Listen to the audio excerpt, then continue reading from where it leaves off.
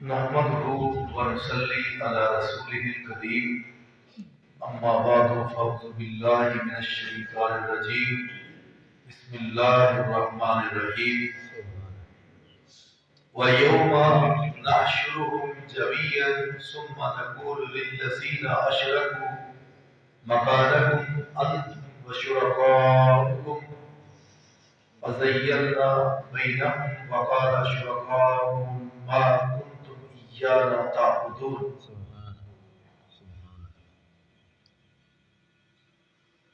سورہ یونس آیت نمبر 28 11واں پارہ. اللہ تعالیٰ نے ان سے پچھلی آیات میں نیک لوگ جو نیکی کرنے والے ان کی عظمت کو شان کو بیان کیا ہے اور قیامت کے دن کی کامیابی کا ذکر کیا ہے کہ میں اس دن ان کو کیسی عظمت سے نوازوں. اور اس سے اگلی آیت میں اللہ تعالیٰ نے وہ برے لوگ مجرم نافرمان ان کی بدحالی کو بھی بیان کیا ہے کہ قیامت کے دن کیسی رسوائی سے ذلت سے دوچار ہوں گے اور پھر بالآخر جہنم میں ہمیشہ ہمیش رہیں گے. اللہ تعالیٰ نے آیت نمبر 28 میں فرمایا وَيَوْمَ نَحْشُرُهُمْ جَمِيعًا، اور اس دن ہم سب کو اکٹھا کریں گے. ثُمَّ نَقُولُ لِلَّذِينَ أَشْرَكُوا، اور پھر ان لوگوں کو کہیں گے جو شرک کرتے تھے اشرکوا مکانکم انتم وشرکاؤکم، کہ ایسے کرو کہ تم اور تمہارے شریک شرک کرنے والے اور جن کو شریک بنایا گیا ہے تم اپنی جگہ پہ ذرا ٹھہرو، رک جاؤ. فَزَيَّلْنَا بَيْنَهُمْ وَقَالَ شُرَكَاؤُهُمْ ما کنتم ایانا تعبدون. اور اللہ تعالیٰ ان کو کھڑا کر کے پھر اللہ تعالیٰ ان سے پوچھے گا کیا یہ سارے کام تمہارے ہیں؟ تم نے لوگوں کو کہا تھا کہ ہماری عبادت کرو. اور ان کے شریک کہیں گے کہ یہ تو ہماری عبادت نہیں کرتے. یعنی کئی ایسے لوگ جو اللہ کے نیک بندے جو دنیا سے چلے گئے، لیکن انہوں نے تو بالکل ایسا نہیں کہا تھا کہ ہمارے جانے کے بعد تم نے ہماری مورتی کو، ہماری قبر کو تم نے پوجا کا مرکز بنانا ہے. ان کا تو بالکل یہ عقیدہ نہیں تھا. لیکن بعد میں آنے والے لوگوں نے ان سے مانگنا شروع کر دیا، اپنی حاجتیں پیش کرنی شروع کر دی اور ان کو اپنا معبود بنانا شروع کر دیا. تو اللہ تعالیٰ پھر ان کو کہے گا کیا تم نے یہ کہا تھا؟ تو صاف ایسے یہ واضح ہو رہا ہے کہ قیامت کے دن یہ جو پوچھا جا رہا ہے یہ تو انسان ہو گئے، بتوں کو تو نہیں پوچھا جائے. جیسے حضرت کل بتایا تھا حضرت عیسیٰ علیہ السلام کو پوچھا جائے کیا تم نے کہا تھا عیسائیوں کو مجھے اور میری ماں مریم کو معبود بنا؟ کیونکہ عیسائیوں کا عقیدہ ہے کہ حضرت عیسیٰ، حضرت مریم اور اللہ یہ تین خدا. اور یہودیوں کا عقیدہ ہے، انہوں نے بھی کہا کہ ہمارے نبی عزیر اللہ کے بیٹے ہیں. تو انہوں نے بھی یہ بہت بڑا شرک کیا. تو اس لیے اللہ تعالیٰ ان لوگوں کو کھڑا کرے گا کیا تم نے یہ کہا تھا؟ اس وقت نیک ہستیوں کی مورتیوں بنا کر ان کو پوجا جاتا. لیکن آج اللہ کے نیک بندے ان کو آج مورتی کی جگہ پر کئی ایسے ہیں بدھ مذہب، بے دین اور ہندو، ان کو جا کر دیکھو سکھ وہ کس کس کی پوجا کر رہے ہیں. وہ انہوں نے کھڑا کر کے کوئی پوج رہا ہے تو مسلمان لٹا کے پوج رہا ہے. اس نے قبر میں لٹایا اور اپنے ہاتھوں سے دفن کیا. دفن کرنے کے بعد مرو مٹی کے نیچے اس کو ڈال کے رکھ کے اور پھر کہا کہ ہماری رب سنتا نہیں تمہاری موڑتا. تو لہذا یہ شرک ہے. اللہ قیامت کو ایسے لوگوں کو اکٹھا کرے گا اور ان کو کہے گا کیا تم نے یہ کہا تھا کہ یہ ہماری عبادت کرو یا ہم کو اللہ کا شریک کرو؟ تو وہ کہے گے یا اللہ ہمیں تو کوئی پتہ نہیں. ایسے بھی ہوں گے کہ جو اچھے انسان اللہ کے نیک ولی صالح لوگ دنیا سے چلے گئے لیکن ان کے فوت ہونے کے بعد لوگوں نے ان کو اللہ کا شریک بنایا, ان کی قبر کو سجدہ گاہ بنایا. اسی لیے نبی صلی اللہ علیہ وسلم فرمایا لعن اللہ اليہود والنصارى اتخذوا قبور انبیائہم مساجد. آپ نے فرمایا یہود و نصارہ پر اللہ کی لعنت ہو, انہوں نے اپنے نبیوں کی قبروں کو سجدہ گاہ بنایا. تو نبی صلی اللہ علیہ وسلم آخری وقت آپ اس دنیا سے رخصت ہو رہے ہیں تو اس وقت بھی آپ نے یہی فرمایا اور آپ نے ساتھ یہ دعا فرمائی اللہم لا تجعل قبری وثنا یعبد. اللہ میری قبر کو ایسا نہ بنانا کہ اس کی عبادت ہو, پوجا کا مرکز ہو. تو نبی صلی اللہ علیہ وسلم کی دعا اللہ نے ایسی قبول فرمائی کہ اللہ تعالیٰ نے اس کو اپنی حفاظت میں رکھا اور ان لوگوں کی حفاظت میں رکھا کہ اہل جو حق ہے ان کو کہا یہ میرے نبی صلی اللہ علیہ وسلم کی قبر ہے, اس کے تم محافظ ہو, کہیں کوئی جھکے نہ, کوئی سجدہ نہ. تو اللہ تعالیٰ کے نبی صلی اللہ علیہ وسلم اس چیز کو ناپسند کر, صحابہ نے خود کہا کہ ہمارا دل کرتا ہے کہ ہم آپ کو سجدہ کریں. تو فرمایا یہ تعظیمی سجدہ بھی اگر جائز ہوتا تو میں حکم دیتا عورت کو کہ وہ اپنے خامد کو سجدہ کرے, لیکن وہ بھی جائز نہیں. جیسا کہ حضرت یوسف علیہ السلام کے بھائیوں نے سجدہ کیا, وہ تعظیمی سجدہ تھا, لیکن اس امت میں وہ تعظیمی سجدہ بھی حرام ہے, دوسرا بھی نہیں. بعض لوگ کہتے ہیں سبحان ربی الاعلی پڑھے تو سجدہ ہوگا, سبحان ربی الاعلی نہ پڑھے تو کیسے سجدہ ہوگا؟ تو پھر ایسے کرو, پھر سبحان ربی الاعلی بیٹھے بٹھائے کر دیا کرو, پھر ضرورت کیا ہے زمین پر؟ 7 اعضاء کو زمین پر لگانے کا نام ہی تو سجدہ ہے. 2 پاؤں, 2 گوڑے, 2 ہاتھ, کتنے ہو گئے؟ 6, ایک پیشانی. 7 اعضاء زمین پہ جب لگاتے ہیں تو یہ ہے. تو پھر سبحان ربی الاعلی, اس کا یہ مطلب نہیں ہے کہ اللہ تعالیٰ ہم سب کو صحیح عقیدہ توحید سمجھنے کی توفیق عطا فرمائے. جو پہلے لوگوں میں خرابیاں تھیں انہوں نے اپنے نیک لوگوں کو کیسے اللہ کا شریک بنایا. کیا بیت اللہ میں حضرت اسماعیل اور حضرت ابراہیم کی مورتی نہیں تھی؟ ان کو پوجتے تھے.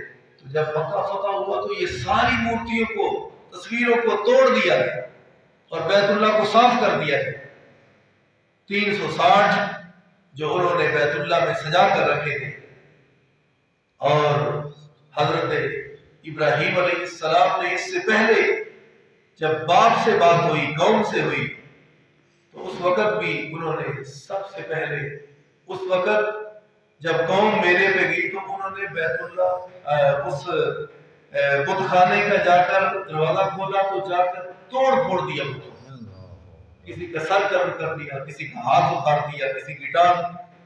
تو بڑے جو بت تھے ان کے اوپر کلہاڑا کیا. تو آئے واپس تو کہہ رہے تھے اے ابراہیم آنتا قلتا آنتا فقتا بیان حاضر بیانی حتنا, کیا تو نے یہ ہمارے معبودوں کے ساتھ کیا ہے؟ حضرت ابراہیم علیہ السلام کو موقع ملا تو کہا ان سے پوچھو اگر یہ بولتے ہیں.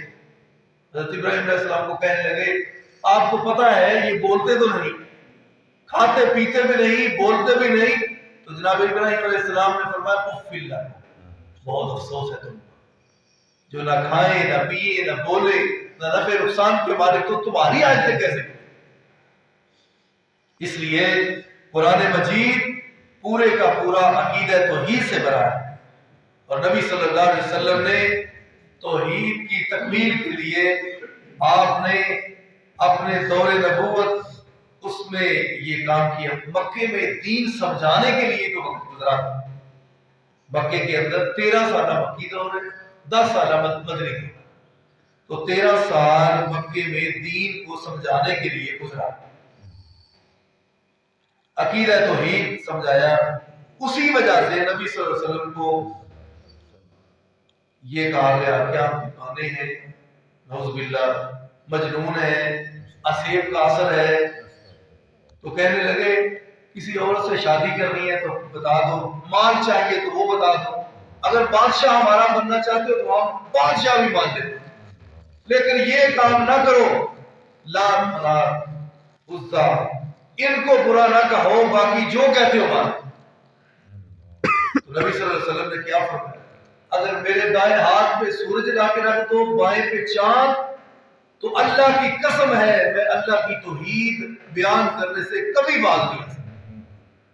تمہارا کہنے لگے پھر مل جل کر وقت گزارتے ہیں، آپ ہمارے رشتہ دار ہیں تو اس طرح کرے، ایک دن ہمارے معبودوں کی بات کر لیں، ایک دن ہم تمہارے کر لیں. تو اللہ تعالیٰ نے فرمایا لکم دینکم ولی دین، کہو ان کو تمہارا دین تم کو مبارک، میرا دین مجھ کو مبارک، لیکن میں ایسا کبھی نہیں کر سکتا. اللہ تعالیٰ نے فرمایا کہ یہ تو بتاؤ قیامت کا دن ہوگا، اس دن جب اللہ تعالیٰ پوجا کرنے والے اور جن کی پوجا کی جا رہی ہے تو سب کو لا کر کھڑا کرے گا، اور اس دن پھر لوگ کہیں گے کہ کوئی ایسے لوگ جو واقعتاً یہ کہتے ہیں کہ ہماری عبادت پوجا کی جائے، اور وہ کہتے ہیں دو کیٹیگری. ایک تو وہ ہے کہ جن کو پتہ بھی نہیں ہوتا اللہ کے نیک بندے، اور لوگ بات میں انبیاء یا نیک اولیاء کرام اللہ کے نیک بندے. اور نیک بھی وہ ہوتا ہے جو قرآن و سنت کے مطابق پوری زندگی جس نے بسر اس وقت تو ولی کہتے ہیں. ولی کے سر پر سینگ نہیں ہوتے کہ وہ ولی ہو.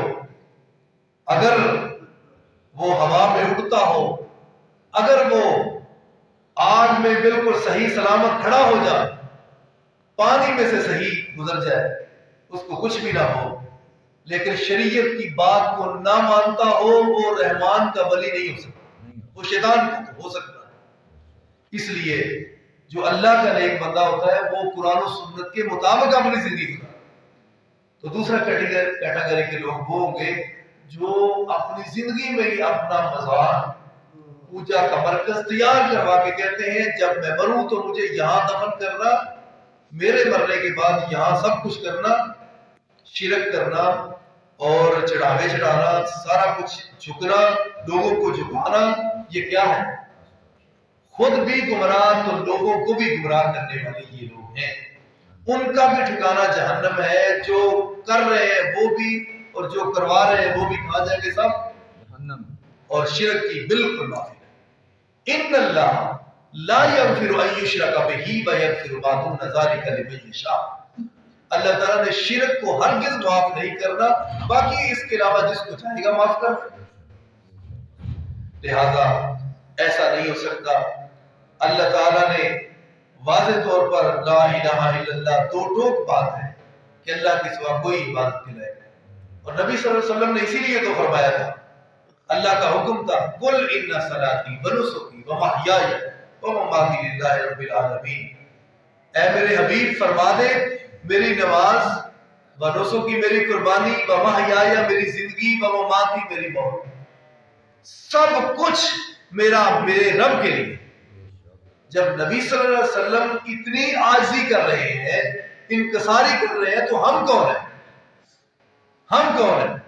اور میں پہلے بھی بات کہہ چکا ہوں، نبی صلی اللہ علیہ وسلم کے سوالات کم و بیش صحابہ کرام میں سے ایک صحابی ایسا لائے کہ جس نے نبی صلی اللہ علیہ وسلم کے سامنے یہ کہہ دیا ہو اللہ کے حبیب آپ یہ سب کچھ کرنے والے، میں دعا کر رہا ہوں آپ سے، مانگ رہا ہوں آپ سے، آپ کے سامنے جھکا ہو، آپ سے مانگا ہو، آپ کے سامنے دعا کی ہو، آپ کو حاجت و مشکل کا کشا کہا ہو، آپ کی زندگی میں بھی نہیں، آپ کی وفات کے بعد بھی نہیں.